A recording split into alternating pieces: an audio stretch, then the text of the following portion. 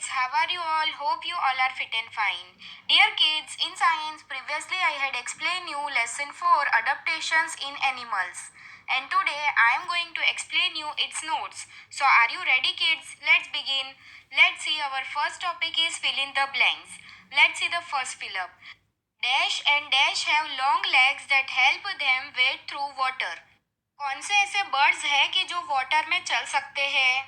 तो ये crane and flamingo जो बर्ड है वो वाटर में चल सकते हैं. Let's see the next.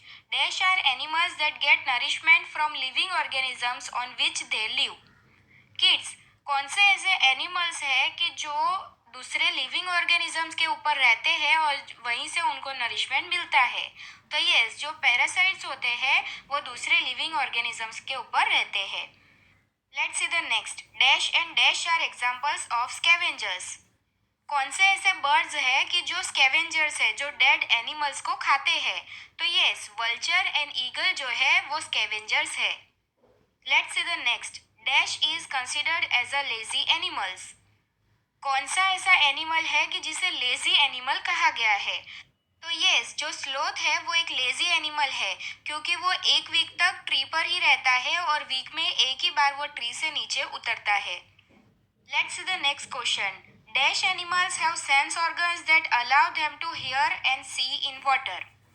कौन से एनिमल्स ऐसे हैं कि जिनके पास सेंस ऑर्गन्स होते हैं जिसकी मदद से वो सुन भी सकते हैं और वाटर में वो देख भी सकते हैं? तो यस, जो एक्वेटिक एनिमल्स होते हैं उनके पास सुनने के लिए और देखने के लिए सेंस ऑर्गन्स होते हैं.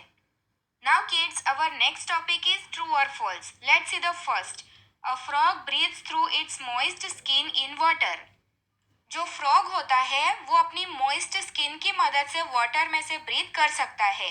तो ये सेंटेंस ट्रू है और जब भी वो लैंड पर रहता है तो वो अपने लंग्स की मदद से ही ब्रीथ करता है. Let's see the next question. Cola is an arboreal animal.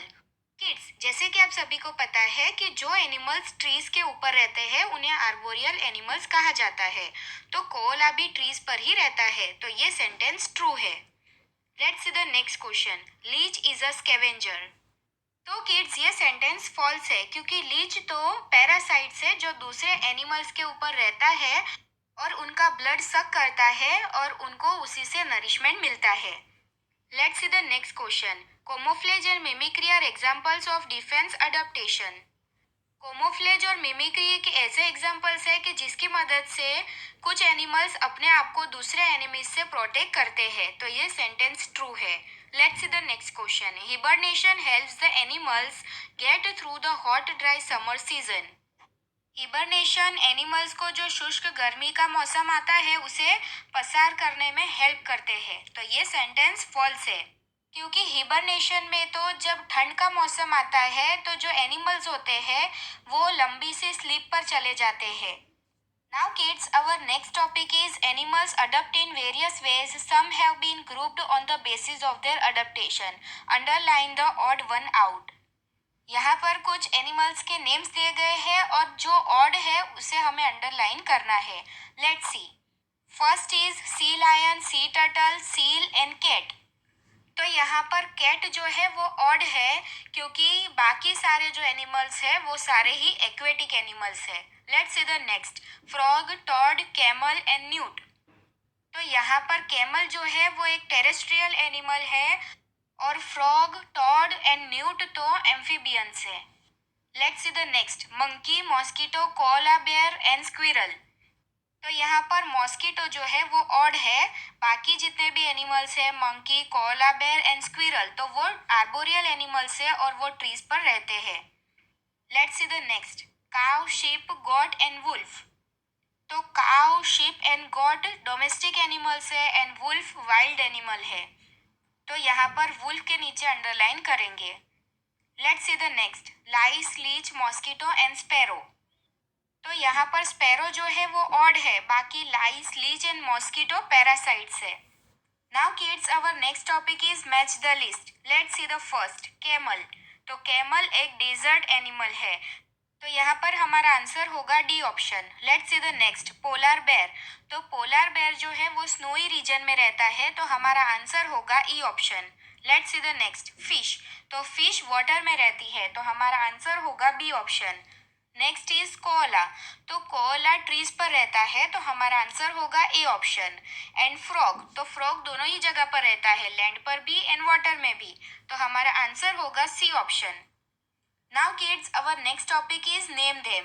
Let's see the first, terrestrial animals. तो कैमल, जिराफ, एलिफेंट ये सारे ही टेरेस्ट्रियल एनिमल्स है जो लैंड पर रहते हैं। Next is aquatic animals. तो सी टर्टल, क्रेन्स, डक ये सारे ही एक्वेटिक एनिमल्स है जो वाटर में रहते हैं। Next is amphibians.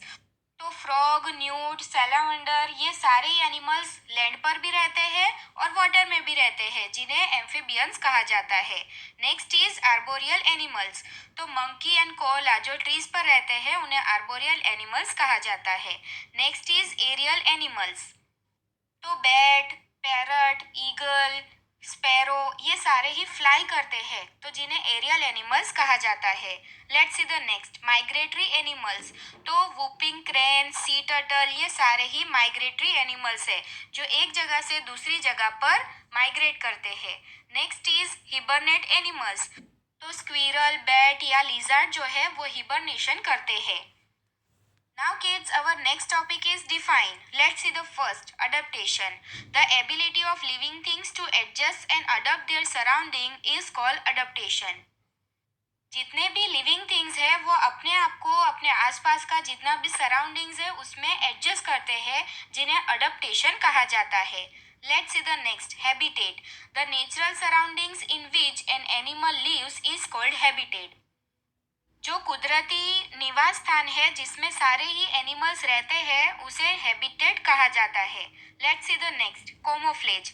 The ability to match their skin colour with their surroundings is called camouflage.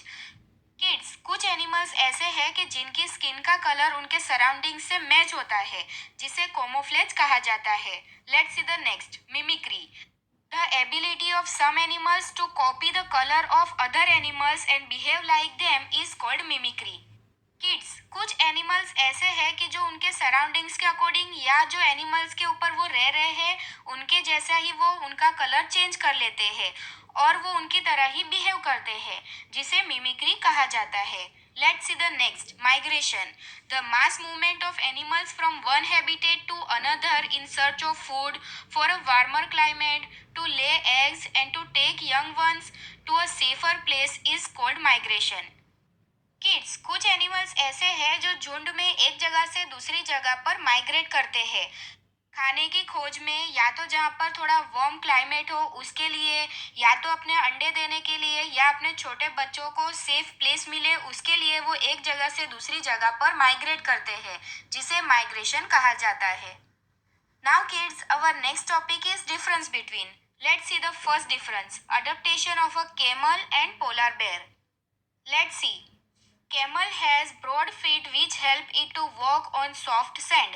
Camel के जो फीट होते हैं वो बहुत ही ब्रॉड होते हैं, तो जिसकी मदद से वो आसानी से सॉफ्ट सैंड के ऊपर चल सकते हैं। And polar bear has a broad paws so it does not slip on ice. और जो पोलर बेयर होते हैं उनके जो पोज होते हैं, पंजे होते हैं, वो ब्रॉड होते हैं, तो जिसकी मदद से वो आइस पर आसानी से चल सकते हैं और उनका पैर फिसलता नहीं है। Next is camel stores food in its hump so it can stay without food for many days. Camel जो है वो अपने हम्प के अंदर फूड को स्टोर करके रखता है, तो अगर कैमल को बहुत दिनों तक फूड नहीं मिलता है तो वो उसके बगैर रह सकता है। And polar bear has 2 layers of fur to protect it from the cold. और पोलर बेयर की जो स्किन है उसके ऊपर 2 layers फर के होते हैं, तो जिसकी मदद से उसको ठंड नहीं लगती है और वो अपने आप को ठंड से बचाता है। Next is camel has long eyelashes to keep the sand out. Camel के पास बहुत ही लंबी आईलैशेस होती है, तो जिसकी मदद से सैंड जो है वो उसकी आंखों में नहीं जाती है। And polar bear can close it nostrils while diving. और पोलर बेयर जब भी डाइविंग करता है तो वो अपने नोस्ट्रिल्स को बंद कर लेता है। Now kids, our next difference between is herbivorous animals and carnivorous animals. Let's see about herbivores. The animals which eat plants and grass are called herbivores animals. जैसे कि आप सभी को पता है कि जो एनिमल्स प्लांट्स और ग्रास खाते हैं उन्हें herbivores कहा जाता है. And the animals which eat the flesh of other animals are called carnivores. और जो एनिमल्स दूसरे एनिमल्स को खाते हैं उन्हें कार्निवोर्स कहा जाता है. Herbivores have sharp teeth to cut the grass. जो हर्बीवोर्स होते हैं उनके शार्प टीथ होते हैं और इस तरह से उनके टीथ की बनावट होती है कि वो ग्रास को कट कर सकते हैं. And the carnivores have sharp teeth for tearing flesh. और कार्निवोर्स के पास भी बहुत ही शार्प टीथ होते हैं तो जिसकी मदद से वो दूसरे एनिमल की स्किन को आसानी से टेयर करते हैं और उनका फ्लैश खाते हैं. हर्बीवोर्स के एग्जाम्पल्स कौन से हैं? तो horse, cow, deer etcetera are herbivores and tiger, lion, wolf etcetera are carnivores. So kids, hope you all understand. In next video I will explain you question answers. Thank you for watching. Stay home, stay safe. Bye.